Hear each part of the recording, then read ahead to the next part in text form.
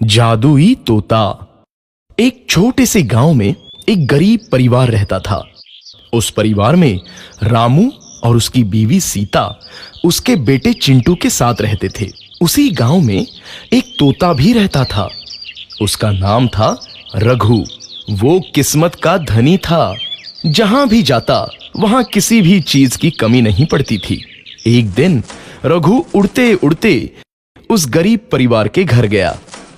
रघु सोचता है, अरे वाह, लगता है यहाँ आज बहुत अच्छा खाना मिलेगा। मैं पेट भर के खाऊंगा। वो एक कटोरी में रखे अमरूद देखता है। अरे वाह, अमरूद, मुझे तो ये बहुत पसंद है। मैं तो इसे पेट भर के खाऊंगा। रघु तोता अमरूद खाने ही लगता है। तभी सीता रघु को अमरूद खाते देखती है तो गुस्सा हो जाती है और उसे वहां से भगा देती है। भाग यहाँ से, न जाने कहां से आ जाते हैं। मैं तो परेशान हो गई हूं इनसे। सीता के भगाने के बाद रघु चुपचाप से एक कोने में रहता है। धीरे धीरे उस परिवार की बरकत होने लगती है।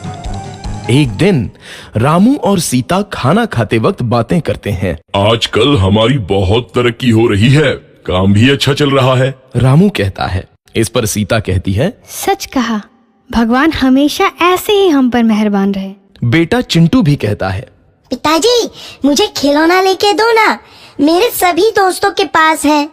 रामू कहता है, ठीक है, जरूर लाऊंगा। सीता कहती है, कितने खुश है सब, मेरे परिवार को किसी की नजर ना लगे। एक तरफ ऐसी बातें होती हैं तो दूसरी तरफ रसोई में रघु तोता भी अमरूद खाते रहता है। मजा आया, अमरूद खाया, मजा आया, अमरूद खाया, मजा आया। तभी सीता रसोई में आती है और रघु तोते को अमरूद खाते देख बहुत गुस्सा होती है। सीता रघु को बाहर निकालने के लिए पिंजरे में अमरूद रखती है। रघु जब अमरूद खाने लगता है तो पिंजरे का दरवाजा बंद हो जाता है और वो उसमें फंस जाता है।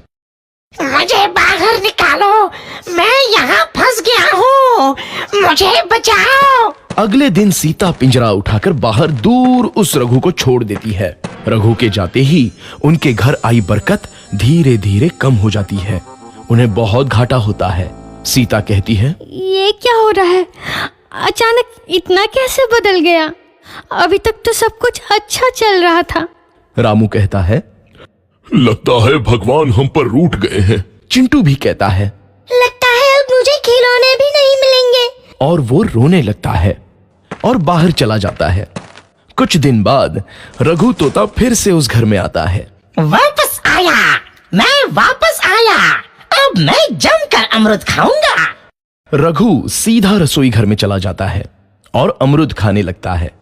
कुछ देर बाद सीता रसोई में आती है और रघु को देख कहती है, एक तो घर में पहले से इतनी दिक्कत चल रही है और ऊपर से ये तोता मुझे और परेशान कर रहा है। सीता रघु को वहां से भगा देती है। रघु उड़कर किसी कोने में छुप जाता है। कुछ दिन बाद धीरे धीरे उस घर की बरकत वापस आने लगती है। काम भी अच्छे से चलने लगता है।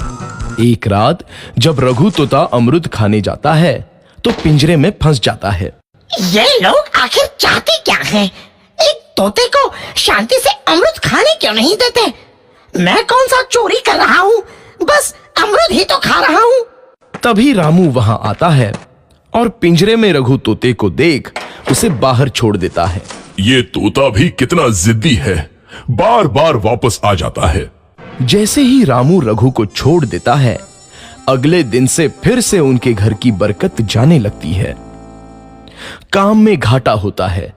किसी को समझ नहीं आ रहा था कि ऐसा क्यों हो रहा है। रघु तोता घर आता है तो अचानक बरकत आती है और जब रघु तोता को बाहर निकालते हैं तो बरकत चली जाती है। एक दिन सीता रघु तोते के घर आने और बाहर जाने की स्थिति पर नजर रखती है। ये तोता जब भी घर आता है तो घर में बरकत आती है और जैसे ही ये घर से बाहर जाता है तो उसी के साथ बरकत भी चली जाती है। कहीं ये जादुई तोता तो नहीं है? अगली बार जब ये तोता घर आएगा तो मैं इसे कहीं नहीं जाने दूंगी। सीता रघु का बहुत इंतजार करती है, लेकिन रघु तोता दोबारा उस घर में कभी नहीं आता।